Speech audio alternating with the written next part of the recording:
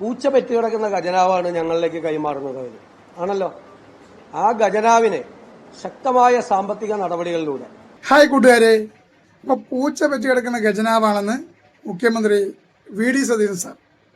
UDF സർക്കാർ അധികാരത്തിലേറുമ്പോൾ cash ബാലൻസായി ട്രഷറിയിലുള്ളത് 5429 കോടി രൂപ.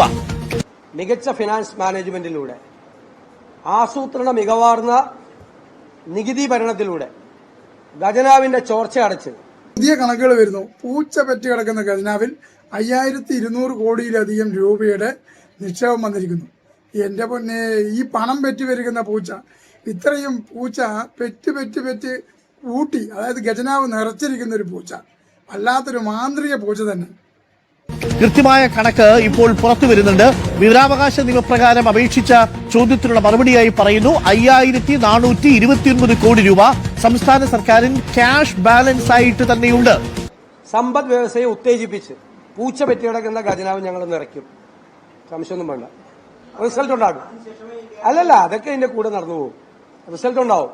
ധവളപത്രം പുറത്തു വരുന്നതിന് മുമ്പ് പുറത്തു വന്ന പ്രധാനപ്പെട്ട കണക്കാണ്.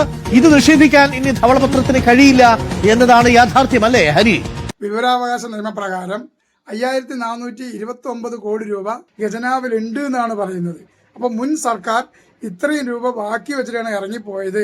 5000-ലധികം കോടി രൂപ ബാക്കി വെച്ചിട്ട് ഇറങ്ങിപ്പോയെന്നാണ് ഈ പറയുന്നത്. VD സതീശൻ സാർ പറഞ്ഞത് അവിടെ പൂച്ച പറ്റതാണ്. ശരിക്കും പറഞ്ഞാൽ അതൊരു വല്ലാത്ത ഒരു മന്ത്രശക്തിയുള്ളൊരു പൂച്ച തന്നെയാണ്. ആ പൂച്ച പെറ്റുകൂട്ടി പ്രസവിച്ച് നിറച്ചിരിക്കുകയാണ് ഖജനാവ്. അതൊരു സംഭവം തന്നെ. അല്ലാത്ത പൂച്ച, ഇതുപോലത്തെ ഒരു പൂച്ച നമുക്ക് കിട്ടുകയാണെങ്കിൽ നമ്മുടെ ഖജനാവ് ഒന്ന് പൂച്ച പെറ്റി നിറക്കാമായിരുന്നു. ഇതുപോലത്തെ പൂച്ചനെ എവിടെ നിന്നാണ് അവ കിട്ടുന്നത്? ഇനിയിപ്പോൾ എത്ര രൂപ കൊടുക്കേണ്ടി വന്നാലും അങ്ങനത്തെ ഒരു പൂച്ച കിട്ടുകയാണെങ്കിൽ വാങ്ങിക്കാമായിരുന്നു, അല്ലേ സതീശൻ സാറ്?